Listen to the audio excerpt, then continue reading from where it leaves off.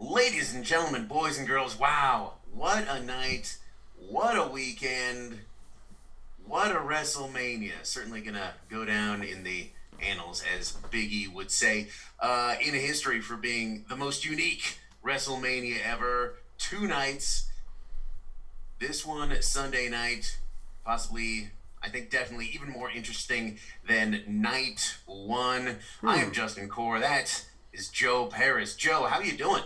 I am good. Another big night of wrestling, WrestleMania Part 2.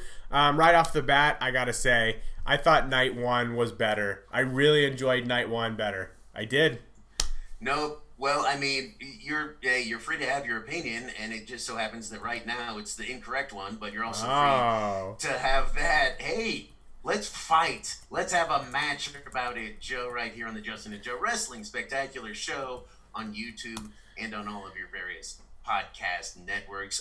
Joe, honestly, for me, last night I felt kind of blah. I was like, well, there's no crowd. It's still some good wrestling. But tonight I was excited, even pumped, knowing that the atmosphere was going to be what it was. But I was excited to see the results of these matches and a lot of the matches themselves. Just see what they would look like. You might say that, I was blinded by the lights, that I couldn't sleep until I felt WrestleMania's touch. I said, oh, I was drowning in the night. When I'm like this, WrestleMania is the one I trust.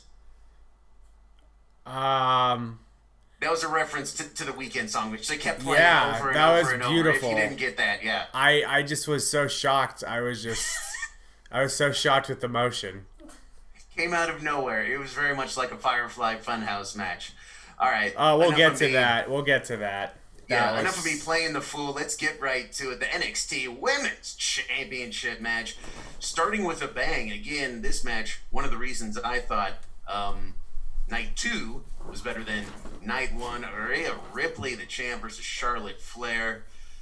Boy, I thought thumbs up. Great, snug match. Felt like a real athletic contest. NXT style match, really, not a main roster match.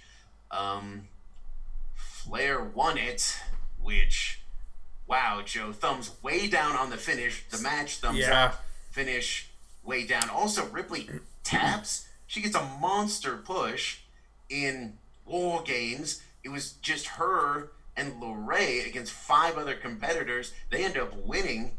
She's the NXT champ, and now she's tapping to Charlotte Flair because Flair gets whatever she wants. Well, I thought it was a phenomenal match. The ending makes sense, though, if you think about it. Look on paper. No, I refuse. But look on paper, you have Charlotte Flair, who's a multi-time world champion, who's got storied success at WrestleMania, taking on a virtual rookie in WWE and NXT. So, yes, I wanted Rhea Ripley to win too, but now the story can continue, and now you can have Charlotte take on a lot of exciting other wrestlers in NXT. I think she can beat all them too. Yeah, she really can. I know. I like her as the final boss of NXT for a while. If she can help get one person super over, and Rhea Ripley didn't need her to do that. Like, she's already over. It's worth it. Exactly, Joe. She didn't need it. Rhea Ripley didn't need it. Yeah. NXT, whose, again, ratings are going down and down, and during the pandemic, I understand that's part of it, but they were even going down before that. Charlotte was making appearances on NXT before the pandemic. She didn't boost the ratings, so now they're going to put the title on her and expect that to help somehow. It won't. NXT is, again, as you've said, the third brand for WWE. It's for the young up-and-comers, for the workers. And look, real quick on the match, awesome. Screaming, yelling, made it feel like these two really wanted to hurt each other. Charlotte with old school psychology, working the knee, reminded me of why WWE is so high on her. Her promos and character annoy the heck out of me, but her work, Joe, is perfect. I think for in-ring female competitors, there's no one better in the world. There are certainly some people as good as, but no one better. But this doesn't help NXT. No, it wasn't. It wasn't the best look, but that's the way it goes. I hope that they have a larger scale plan. I agree with you. Oh, I'm sorry. You were serious. Yeah, I was serious. the action, the 20-25 minutes back and forth action was awesome. That was great, and I was happy to see that. Just the ending, they had a direction they went with it, and I don't want to judge it yet. I don't want to jump all over it yet. In a few weeks, I may, I reserve the right, the opinion to go back and change my opinion, So we'll see. It made sense. Ripley worked a knee injury during the match, so it's not like the tap out just came from out of nowhere, but interesting start to the night. It was good action though, and again, like I said last night about the tag match with the Kabuki Warriors, it set the tone for the night that okay, cool, we're gonna get some good action, and this matters. We're gonna get a title change. This is a important show. Stuff's gonna happen. Right, certainly not a throwaway show, but the next match, in my opinion, was a throwaway match. Didn't need it. Alistair Black versus Bobby Lashley. Thumbs down for me. Sorry. In a vacuum, a good match, but like a good Raw match. Didn't need it. Should have been on the pre-show, if that. Again, as I said leading up to it, Alistair Black should have been in the Taker match, in the Boneyard match, as a run-in to help sort of the passing of the torch there. Not so much. Black still won, but wasted my time, Joe. Yeah, it was a fine wrestling match. It didn't need to be on the show. This probably could have been the pre-show match, and that would have been a fine place for it. But, with the two-night WrestleMania, and, tonight, again, not going hours and hours and hours. It was a moderate, a modest show length. This is fine. Alistair Black gets the win. It was a cool, nice little finish. Absolutely clobbers Bobby Lashley, the black mass kick, and I always love seeing that. So, I don't know. I think Alistair Black, he deserves better. The rumor was that he was a finalist for the WWE Championship match. They went with Drew McIntyre. So, I'm hoping that they have high hopes for him. He wins at WrestleMania. Maybe he starts a streak or something. Not a thumbs down for me. Just, whatever. Thumbs exactly at 50%. Like, that's fine. All right, thumb neutral. Next up, Otis versus Dolph Ziggler. This is a match a lot of people were looking forward to. People really loving Otis and people really hating Ziggler. Not go home heat, but just he's such a great steal your girlfriend heel. Thumbs up for me. Would have been better with a crowd, with the crowd just cheering everything Otis did and booing Ziggler out of the building, but our pick, Otis, wins this thing. So, good match. Yeah, really fine match. It told a nice little story. It was one of my favorite things on the show. The video packages, as always, were great. If you were just watching WrestleMania and you hadn't watched any wrestling before it, you got a great idea of why they were fighting, what the issue was, and it set it up very nicely for some very basic wrestle storytelling. It was really fun. You have Mandy Rose with the big payoff come down at the end and help Otis with the victory, and then they get the big smooch, and he carries the damsel off with the sunset going, down over his shoulder. Otis with the caterpillar at the end to win it. That was phenomenal. Really fun match, a great payoff. That's how you end a storyline at WrestleMania. That's how you do some basic long-term storytelling. There should always be at least one thing like this on a WrestleMania card, and this was great. Ziggler finally gets his one-on-one WrestleMania match. It's going to end up probably being pretty memorable. This was pretty fun. This was a nice little gimmick match. It might be one of those things when you watch it back years later. It's like, oh, that was funny. That was fun. So, yeah, it was fun and funny for perfect for the time. A few other notes. That kick to Otis, boy, whew, right in the perineum, if you know where that is. It's south. Also, my living room just popped at the low blow to Ziggler. It was like, yes, perfect. He comes over, starting to try to order around Mandy, and then just boom. So yeah, some, as you said, good, fun work. Didn't go on too long. I think we all at least hoped that Otis was going to win, and won. We were ready to see that. Also, Ziggler now, I guess, sort of paired with Sonya Deville. We know they're not together as an item. Deville is very proud as being part of the LGBTQIA community, so I guess they're just mean girls together. I don't know, but I think that could be interesting going forward. They don't like Otis because Otis likes to have a good time, and they don't like that. I don't know. Apparently. They remind me of who were the bad guys in the movie Grease. You had who were the bad guys in Grease? The opposite. Were there bad guys? Yeah, wasn't there like some bad guys in Grease? Didn't they have like a fight at the end? They had a race. Yeah, they had the Thunderbolt race, the Thunderbird race. I don't know. This is a wrestling podcast. I didn't know there'd be a quiz on Grease. Everybody stop and let's Google this. My goodness, I guess we're showing our age or youth, maybe. Let's go to the next match. We're just too young to know. Okay, so talk about things that might have gone too long. Edge versus Randy Orton went on for a while, and I'm still processing it, so maybe you can help me figure this out, Dr. Justin. But this Edge versus Randy Orton, last man standing match, they really did a performance center match. They went into the gym, they went into the office, they went into the conference room, they went all over the place. So I'm glad they didn't do that last night with Seth Rollins and Kevin Owens. So this was fun.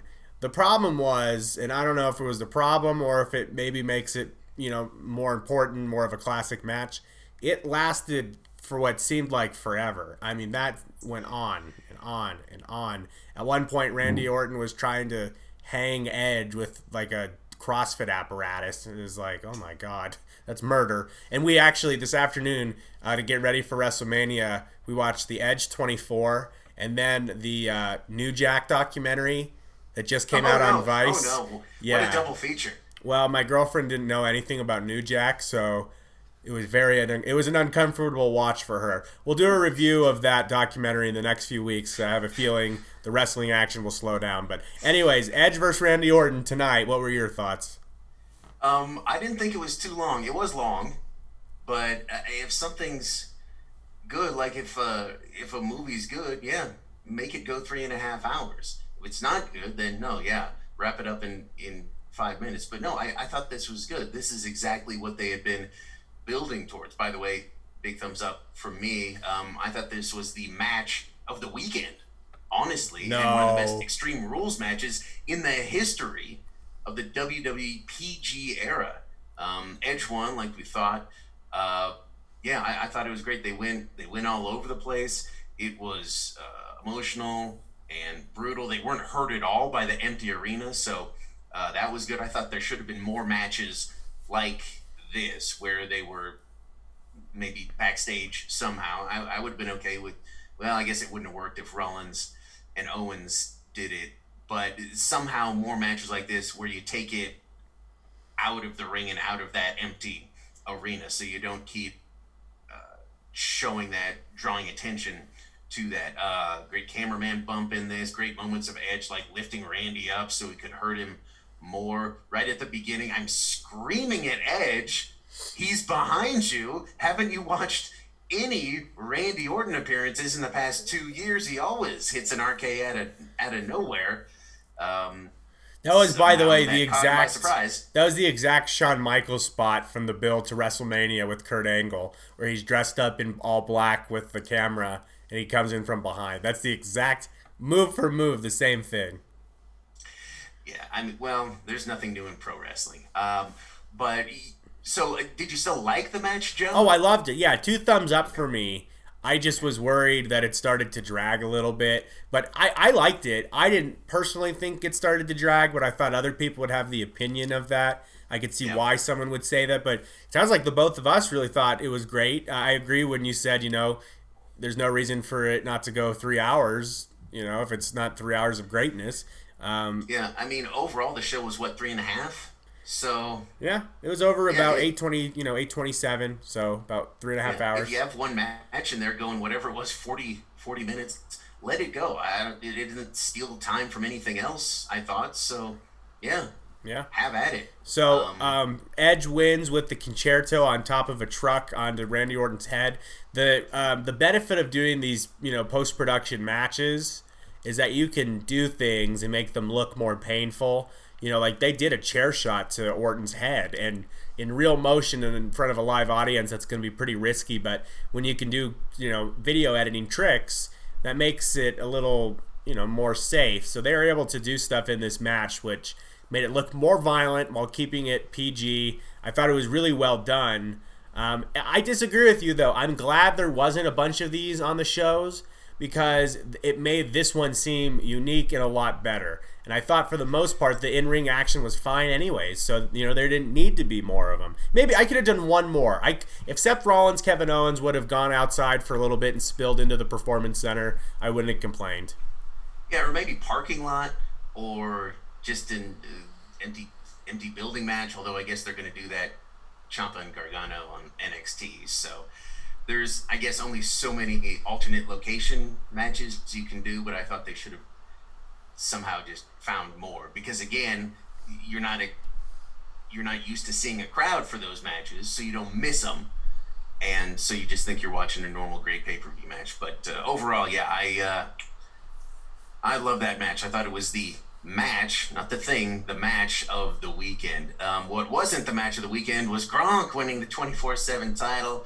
Joe, you called it, and now he's your 24/7 champ. Yeah, I called it. It puts, Gronk in WWE canon, so now he's got a reason to continue to stick around. He's the champion, of the 24/7 title. So it's official, though, that he and Mojo appear to have some kind of a rift. We'll see where that goes. So Gronk wins the title. He runs away. Luckily, Titus O'Neil was just hanging around, so he's now the host. Yeah, thank God. Titus O'Neil was not practicing social distancing and came into work anyway. It's like, oh, hey, I'm around. Give me that microphone. All right, the next match on this card, I thought held its own, and it was pretty good. The Raw Tag Team Championship, the Street Profits versus Austin Theory and Angel Garza. It was good, and I actually was thinking that this was going to be a real, spotlight match for Theory. If anything, it was for Garza. Garza came off as a huge star to me. I was very impressed.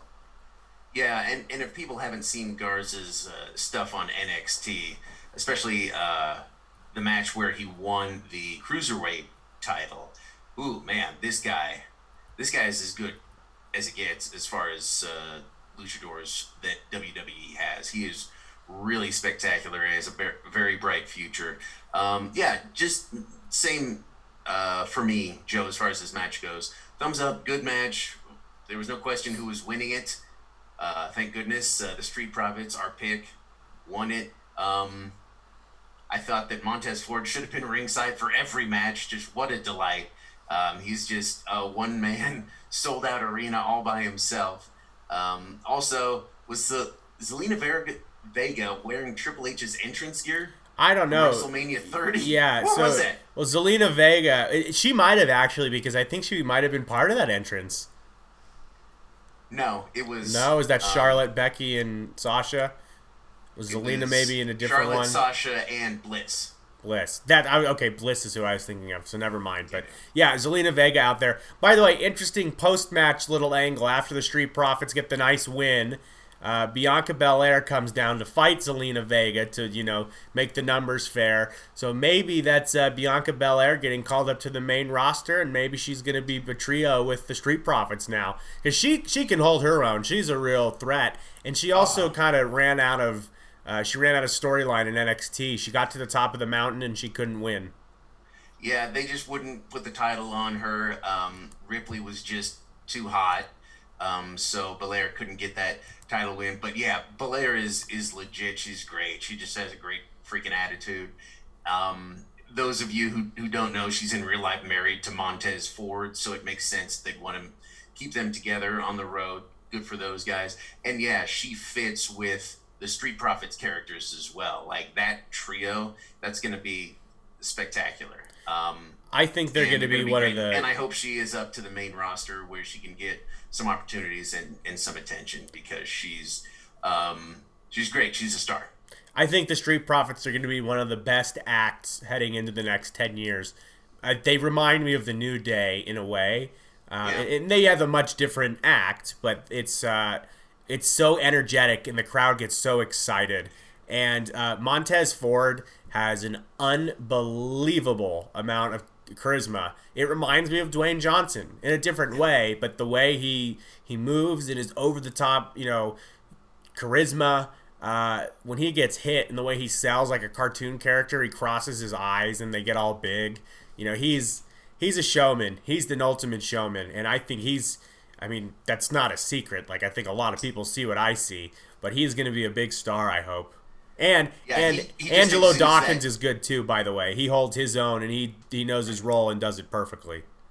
Yeah, absolutely. And, there's that classic moment when Montez Ford was making his way through the crowd on Raw a few months ago now, and there was a lady holding the baby, and he's like, well, I'm going to grab that baby and play with it. And the baby didn't cry, was totally excited to be in Montez Ford's arms. And it's like, that's all the proof you need right there, that guy is the next superstar. That a baby could just be grabbed by a random stranger, and it's like, oh, this guy's awesome. Boom. Push him. SmackDown Women's Championship match, I guess it's a fatal 4-way, so what's a 5-way? A frenetic 5-way. Bayley versus Evans versus Tamina versus Naomi versus Sasha Banks in an elimination match. My pick was Sasha to win. She did not. Still thumbs up, though. Good, not great match. Bayley retained the title. What'd you think, Joe? It was a fine match. I liked the style of the elimination match. I always like elimination style matches. There's always intrigue of who's going to get eliminated when, who's going to be the final pairings. I was correct in thinking that the final 3 would be Lacey Evans, Sasha, and Bayley. Didn't finish the way I had hoped and guessed. So kind of an interesting finish where Bayley accidentally hits Sasha. Sasha gets pinned by Lacey Evans. Bayley doesn't try to break up the pin, by the way. She just sit and watch this happen. So Sasha, she goes away. She comes back and she's mad. Long story short, Sasha and Bayley, they make up, and then Bayley beats Lacey Evans for the title. Fine. I mean, it's a placeholder. I hope Lacey Evans, though, gets a big singles match at SummerSlam because she deserved it. I think if this would have happened in front of a crowd, she would have gotten some big pops there towards the end because she was all-American babyface there. Yeah, as we talked about before, Evans is getting better by the moment. Really, just look at her work as compared to a year ago, character and otherwise. And I mean, she's the real deal. She's a legit, Marine Corps MP veteran. She's a mom. And I mean, she's obviously in fantastic shape. I thought the mega powers were going to explode, and we were going to set up a feud between Sasha and Bayley. Looks like that's still sort of simmering, or at least simmering somewhere else on the stove. But on the front burner, it looks like it's going to be Evans and Bayley. Maybe Evans, Sasha, probably Evans. Bayley, and I love Bayley more as a face, but still, I'm excited. She's still the champ. I think that's great. She's, again, one of the best workers in the world. I think it's great that the title's on her. But yeah, this is a match whose result is going to do what we talked about last night, which was serve storylines and serve SummerSlam sort of down the road, where you're kicking the can down the road, setting up matches down the way instead of necessarily culminating any storylines here, even though we got a lot of culmination tonight, a lot of storylines ending, which I didn't expect. This is one of those where they're like, this is going to keep going. This is going to keep going. Yeah. It was a unique WrestleMania season in the sense where WrestleMania was more of the beginning or the middle of a lot of feuds than it was the ending. And that's okay. I mean, the circumstances that led to it are they are what they are. So that's, I thought WrestleMania weekend was pretty successful. It wasn't the worst WrestleMania. It wasn't the best WrestleMania, but for what it was fine. I mean, it was great. The next match, though, may be kind of controversial historically. The John Cena, Bray Wyatt, Firefly Funhouse match in a much different way is a very produced segment which involved some wrestling, maybe 25 seconds of wrestling, but right. a lot of craziness. I'll tell you that. It was something. It felt like what's that movie with the Mad Hatter? It felt like Alice in Wonderland, but wrestling. Yeah. Which is great. That's exactly what this match should have been. By the way, when I talked about Edge and Orton being the match of the weekend, for me, this was the thing of the weekend. I thought it was even better than the Boneyard match. I think this is the best thing the WWE has done this year. Absolutely. Thumbs way up. What? This is the type of match we've been waiting for from The Fiend since he debuted. It surpassed expectations because it is also the type of match we've been waiting for from John Cena, in my opinion, in a decade. We just didn't know it. Goofy, weird, real, got real at times, crazy. And my pick, The Fiend, wins. I absolutely loved it. It was so different, and just because things are different in wrestling doesn't mean they're great, but they're certainly on the way to being great. Just because there's been so many matches, so much stuff in wrestling. Anytime you can provide something totally unique, which this was, I think you deserve a big pat on the back. But this was more than just unique. I thought it was spectacular.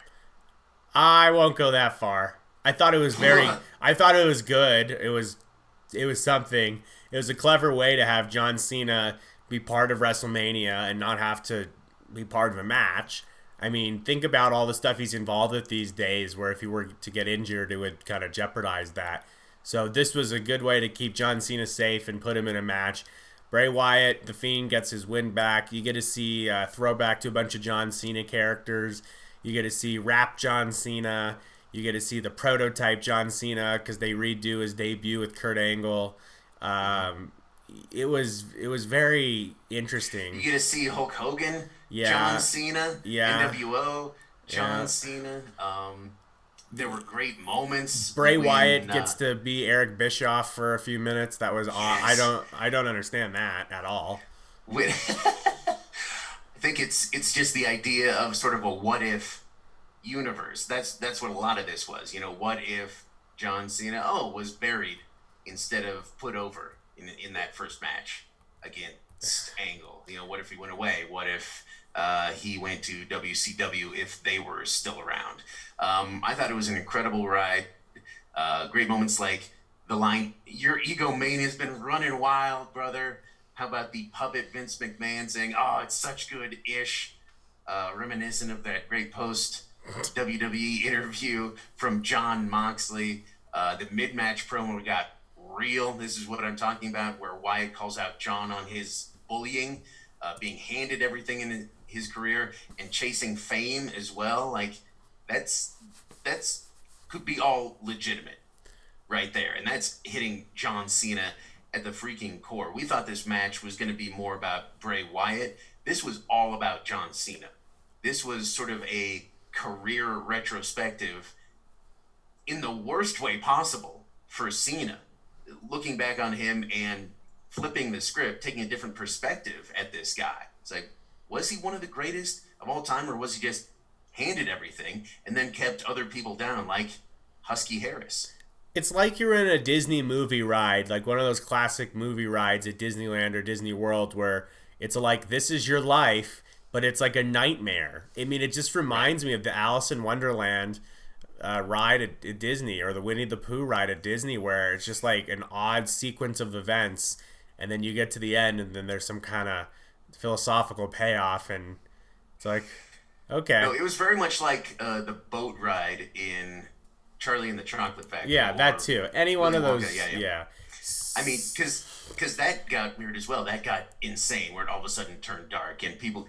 And Joe, there were numerous people on Twitter that hated this, like Brian Alvarez, Pro Wrestling Insider, all them. And for those people, and maybe you're one of them, I'm not sure, what exactly were they expecting? Were they expecting a Mad Classic? That's not going to happen.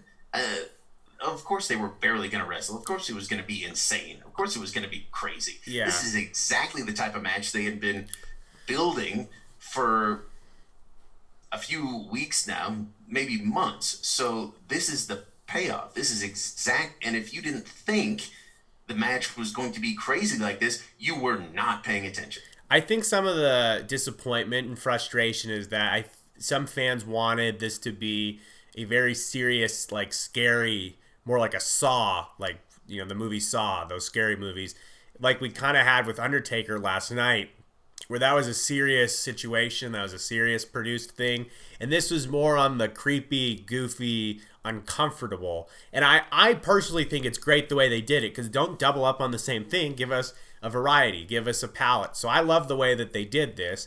I don't think it's the most spectacular thing they've ever done, but it was better than the Ultimate Deletion or the Final Deletion. I can't remember which one they did in WWE. The titles always get mixed up, but this was interesting. You get all the puppets in there. You get some really fun nostalgia. The people that I think were disappointed, though, wanted some like intense, scary serial killer, chase down, drag him out, horror film ending. And that's just not what this was.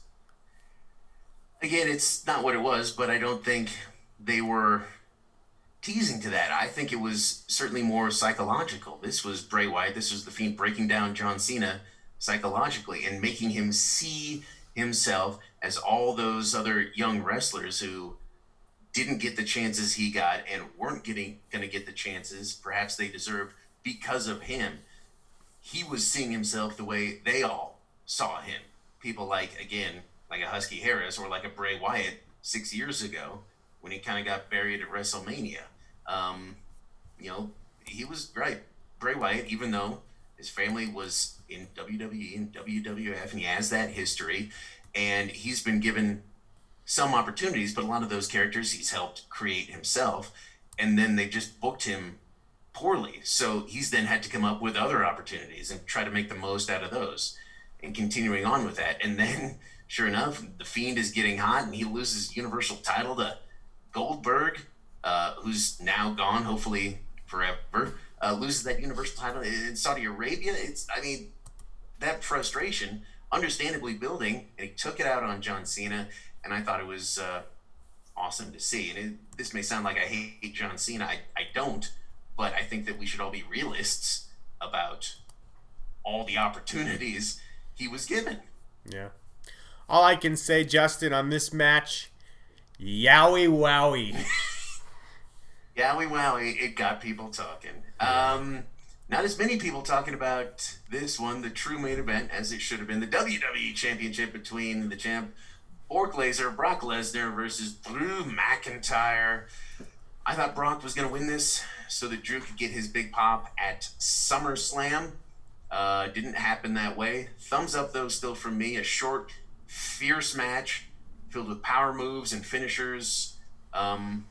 Still good. Drew wins, and I'm super happy for him. Yeah, it's a shame the way Drew's big coronation has to come, but it's the way it goes. Fine match, nothing spectacular. I mean, they do their big moves. They hit, Drew hit the Claymore a handful of times. Lesnar hit a bunch of F5s and some suplexes.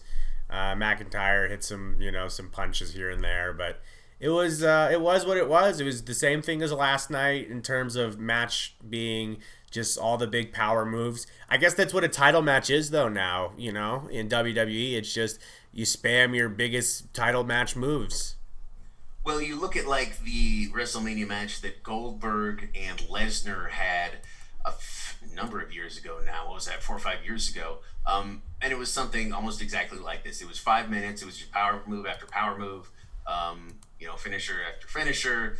And then one guy eventually hits his finisher, and that's done. And that's just how they're going to book two huge monsters in a title match. And I think it's great. One of our Twitter followers was like, I would love to see 30, 40 minutes out of these guys. And it's like, really? You're not going to get that. I mean, if Lesnar or McIntyre was going up against a guy like an AJ Styles or a Daniel Bryan or whomever, you could see that. But two monsters like this, they're going to get this over with quick. 3 F5s finished Undertaker, by the way, at WrestleMania 30. Not McIntyre, though. McIntyre kicks out after F5 number 3. That's significant.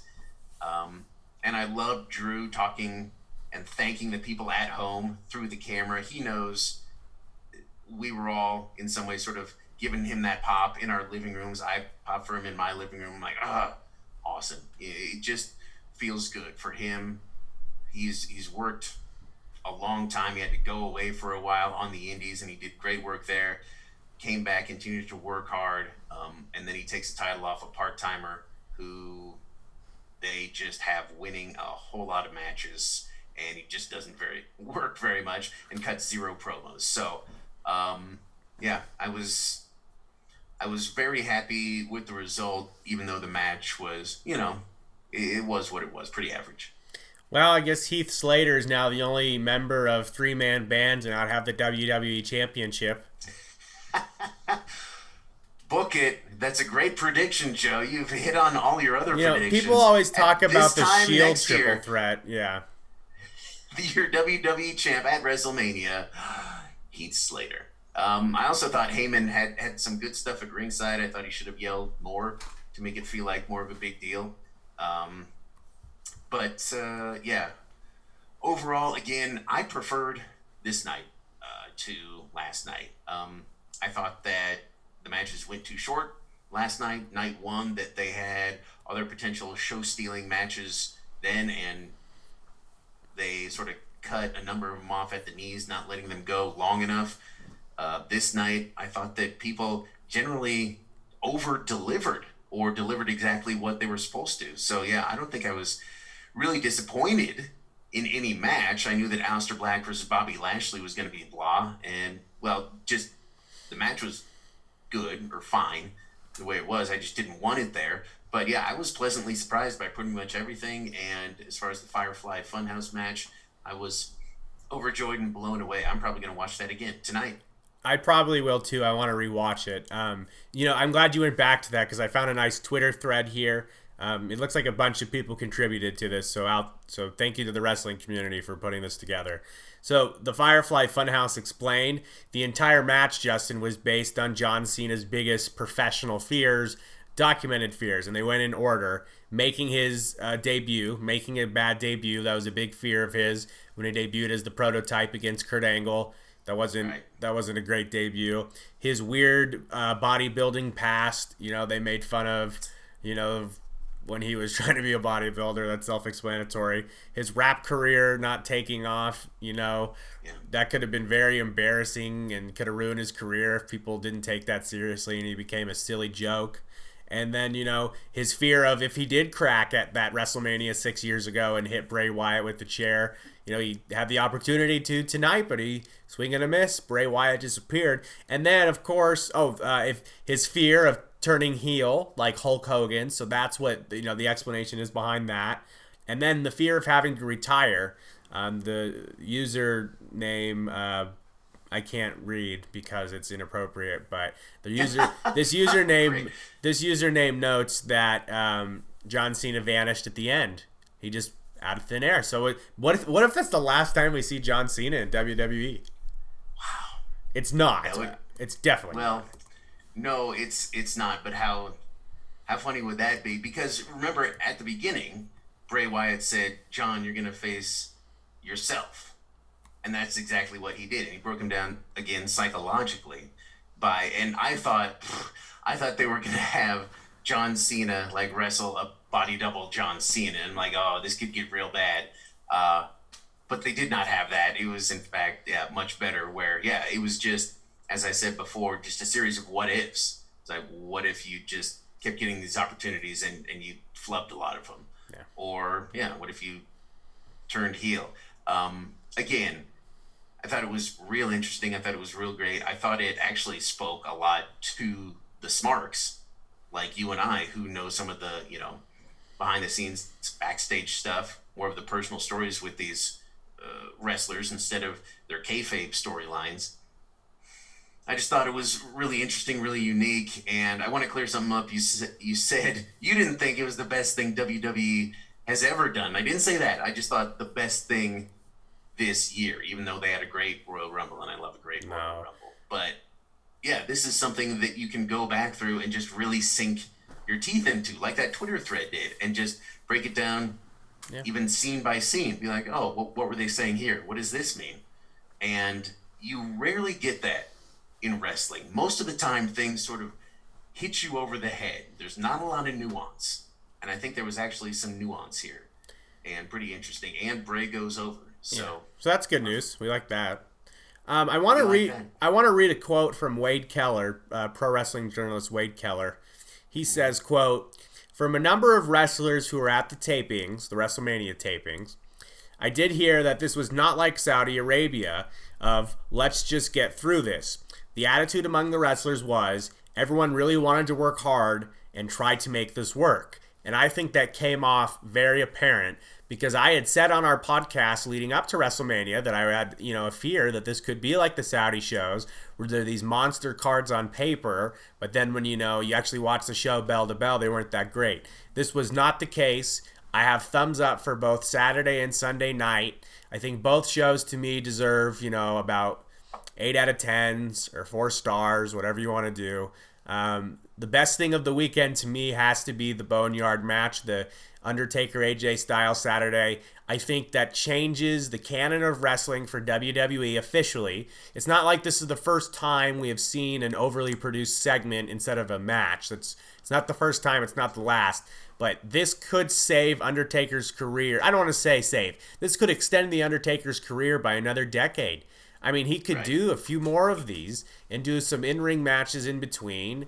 And it's just, this is great. And now you can bring in other legends who, could have another great exit. I was thinking of course, Mick Foley, who last night he tweeted out at Vince McMahon right after WrestleMania. Mick Foley said he wants to be signed up for the next Boneyard match.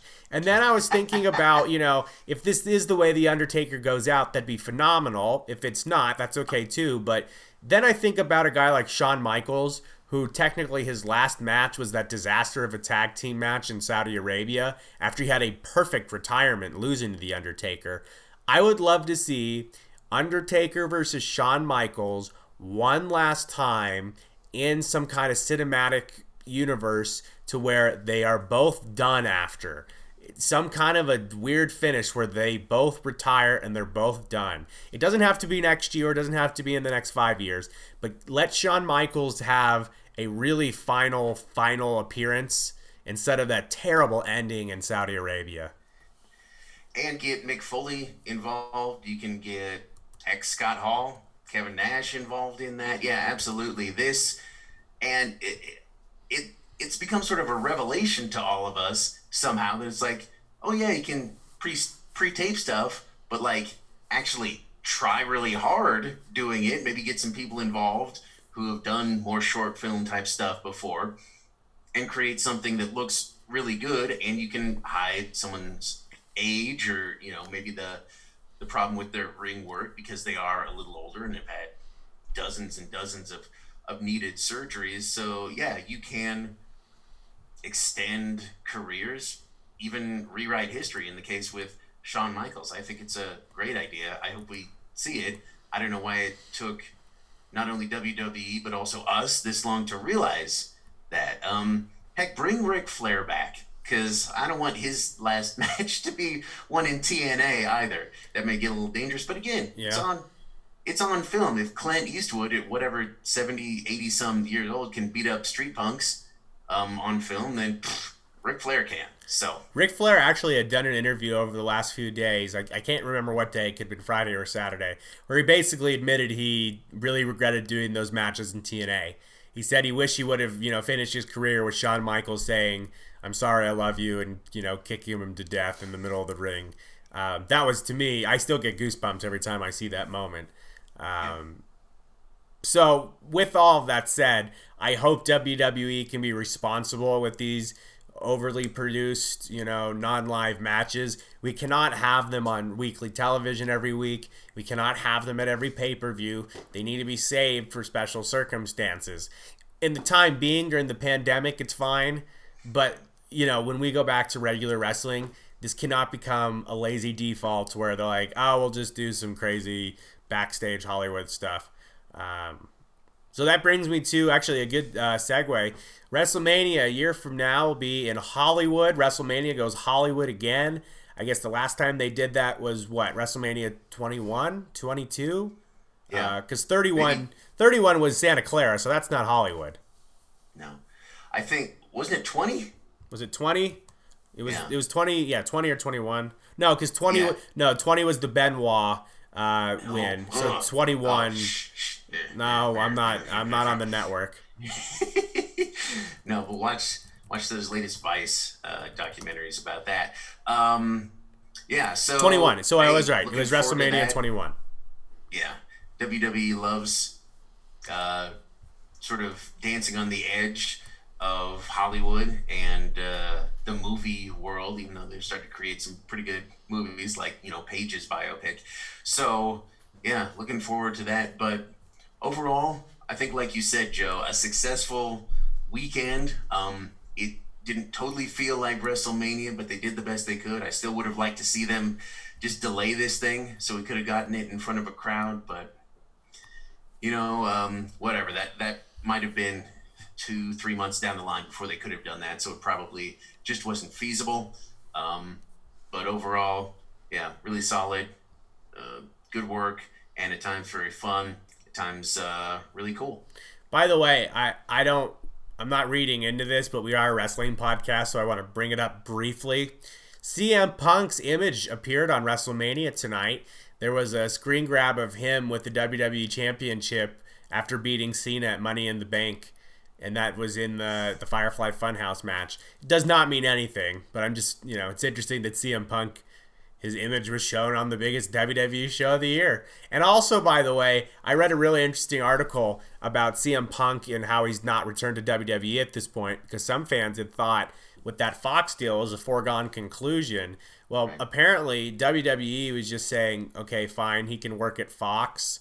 This wasn't a deal where WWE really encouraged Fox to get Punk involved. It was, if anything, the opposite. So just want to put that out there because we are a wrestling podcast.